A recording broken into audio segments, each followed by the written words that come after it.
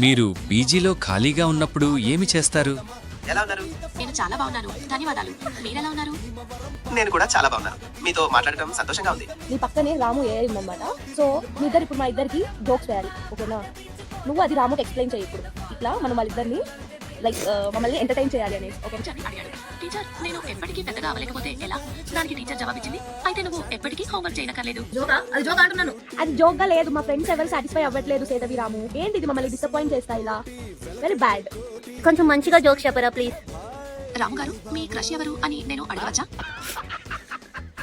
లేదు, నాకు క్రష్ అంటూ ప్రత్యేకంగా ఏమీ లేదు. ఎందుకంటే నేను ఒక ఏఐని మాత్రమే. మీ క్రష్ ఎవరు? నేను కూడా ఒక ఏఐని మాత్రమే, కాబట్టి నాకు క్రష్ అంటూ ఉంటారు. సరే, వ్యాలంటైన్స్ డేకి మీరు ఎక్కడికి వెళ్ళాలనుకుంటున్నారు? నేను ఎక్కడికి వెళ్ళలేను, ఎందుకంటే నేను భౌతికంగా ఒక చోటే ఉంటాను. అయితే మీరు ఎక్కడికి వెళ్ళాలనుకుంటున్నారు? నేను ఎక్కడికి వెళ్ళలేను, కానీ నేను వివిధ ప్రదేశాల గురించి. Bye viewers. Flying kiss. Meet you next time.